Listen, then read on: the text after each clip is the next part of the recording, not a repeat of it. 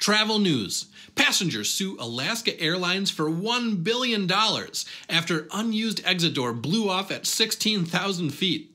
Cruise lines are anticipating more cruise ships selling out than ever in 2024. And the top 4 cruise lines according to Condé Nast Traveler. Today's top travel, airline, and cruise news. Let's get into it.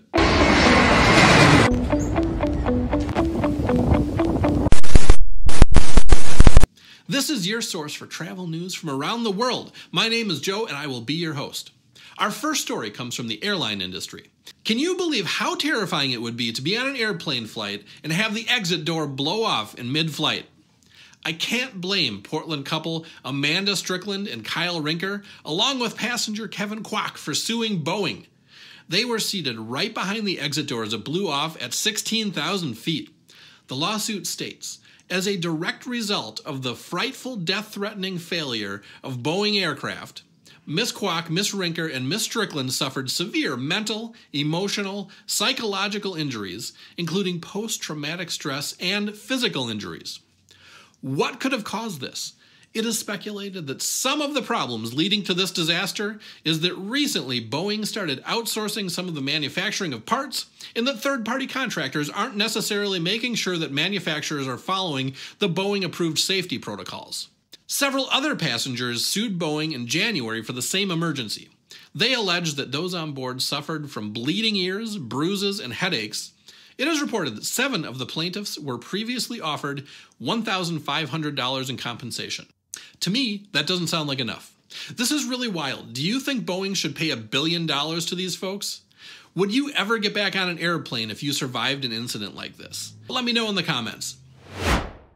In other news, multiple cruise lines are anticipating more cruise ships will be selling out than ever before in 2024. In August, Norwegian Cruise Line's Vice President and CFO Mark Kempa told investors that the company was more fully booked than ever before, also saying that there's just not a lot left to sell. And Josh Weinstein, Carnival Corp CEO, told investors, while we see no signs of demand slowing for our brands, at some point, booking volumes for 2024 will recede, and we simply will run out of inventory to sell. Cruising is all the rage these days. What's better than a week or two sailing on the ocean on a designated city to cater to every need? I'm thinking about getting something booked myself before there's nothing left to book. Are you hoping to get on a cruise for 2024 or 2025? Where are you going to go? Let me know in the comments. Speaking of high demand for cruises, cruise line Antarctica 21 is going to build a new ship called the Magellan Discoverer as a result of the increasing demand for their unique fly and cruise expeditions. Jamie Vasquez, president of Antarctic 21, said, "This ship is born out of unwavering commitment to meeting the rising expectations of our guests.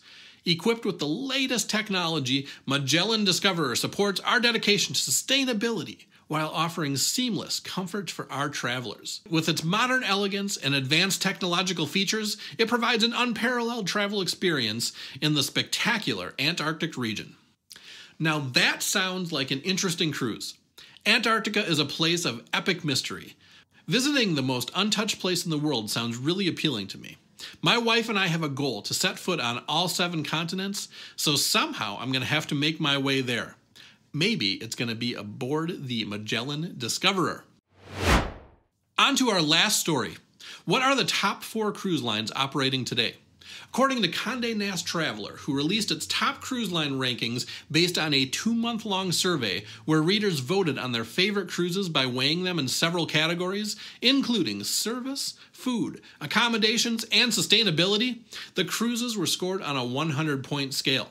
In the best mega ships category, which is ships that carry more than 4,000 passengers, number 4 was MSC Cruises, number 3 was Carnival Cruises, number 2, Royal Caribbean, and coming in at number 1 is Norwegian Cruises for the mega ships. On the best large ships category, which is ships that carry 2,500 to 4,000 passengers, number 4 is Princess Cruises, number 3 Cunard, number 2 is Disney Cruises, and coming in at number 1 is Virgin Cruise Lines.